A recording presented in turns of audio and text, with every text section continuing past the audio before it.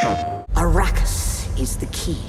You have one task. Find the Fremen. Dune Awakening launched in 2025.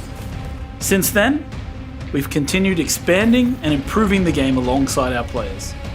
Over the last year, we've released over 15 updates, 2 new chapters, reworked the endgame, made PvP optional. So many quality of life changes. And all of it came from player feedback. Now, Dune Awakening is finally coming to PlayStation on September 22nd. And with it, all versions of the game, including PC, are getting a big update, making this the new and improved version of Dune Awakening. September will bring the most evolved and complete version of Dune Awakening ever. If you've been playing since launch, if you've stepped away, or maybe you were waiting for the console release, here is everything that's changed and everything that's coming next. 7, 6, 5, 4, 3, 2, 1. 4 o'clock, hit it! When we launched Dune Awakening, the goal was to keep evolving the game with feedback from all players that joined us since launch. And one thing kept coming up. Let me play solo. I need single player. Let me play alone. Let me play solo. Let me play solo, now. And we're finally making it happen. Single player. You'll be able to experience the full game in your own private world. Just you and the vastness of Arrakis. And because it's your world, you'll also control how challenging that experience is. You can choose from preset difficulty options or customize every aspect of the experience yourself. If you want to focus on the story, building, or maybe want the most punishing survival experience, those choices will be available to you. You can even change them while playing. And because we've been able to make those options available for single player, they're coming to private servers too. This expanded control over your world will let you control storms, progression speed, durability, building rules, PvP settings, death penalties, and much more. Players who want to shape their own version of Dune Awakening will have far more freedom to do so. September also marks a huge milestone for us, console launch. On September 22nd, Dune Awakening will arrive on PlayStation 5. September 22nd, console release. So then, you're not quite dead. Great plots are afoot in the Imperium, and the currents of intrigue run deeply. Dune Awakening launched with Chapter 1 setting up the stakes for the world, leading to a big reveal. With the chapters we have released since, we have expanded the story further, leading to the big update in September. And this will be what you've all been waiting for, the conclusion of the story arc that we're calling Book 1, Awakening.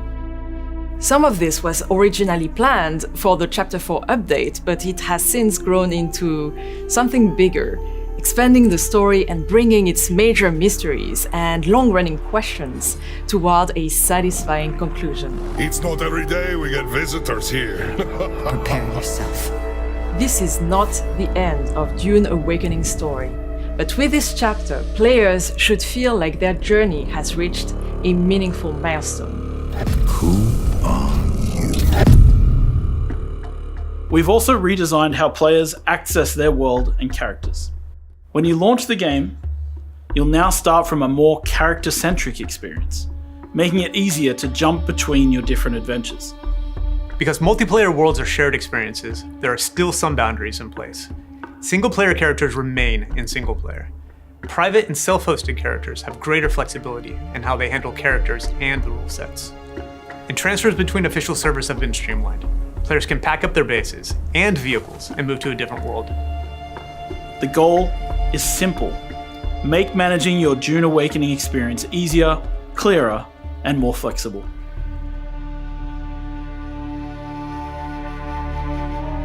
If you haven't been following Dune Awakening since launch, the game has changed substantially. All of these changes will be available on console on day one. Across 15 updates, multiple major chapters, 4 DLCs, also available on day one on console. We've expanded the experience in some fundamental ways. One of the biggest discussions around the game was PvP. We heard clearly that players wanted different ways to experience Arrakis. So we moved away from a one-size-fits-all approach, and today, PvE is the default experience on official servers. The entire game is playable in PvE only, if that's your preference. But for players who want PvP, you can venture into a dedicated PvP deep desert with additional rewards. And for players who want something even more extreme, a fully PvP world is possible in private and self-hosted servers. Endgame progression was another major point of feedback, and we knew it needed to grow. So we reworked the endgame experience, expanding what players can do after reaching the later stages of the game. The Deep Desert remains central to resource gathering, but we added lands rad missions, new objectives, and 13 new repeatable mission locations to create more reasons to keep exploring and progressing. Both the Deep Desert and lands rad missions can all be played fully PvE. We also introduced specializations and augments, giving players more way to shape builds, increase power, and customize how their character develops in the Elder game. We've also made major changes to base and vehicle management. Single player and custom server setups can remove those pressures entirely. And on official servers, players can now back up bases and vehicles while stepping away from the game. We also removed taxes and simplified upkeep systems. And beyond these headline features, there have been thousands of additional fixes, improvements, balance changes, and quality of life updates across the game. We've got new contracts. More dynamic encounters. We've got character recustomization with a lot more new customization options. Deep desert improvements like making the deep desert seamless. Transport ornithopters can now travel to the deep desert with an attached vehicle. View distance is improved. With rearranged layouts and improved resource spawning. Improved base inventory and bank storage. Added character transfers. Added more rewards. Improved server stability. There's just too many things to list in a single video. While we've been heavily focused on the September update, it's far from the end of the road. We've already announced the upcoming Polar Cap map arriving later this year, and we're continuing to work on additional updates. We're just not quite ready to talk about them. September will bring the most evolved and complete version of Dune Awakening ever. Whether you played at launch, took a break, or are joining us for the very first time on console, we're extremely excited for you to experience this new chapter of life on Arrakis.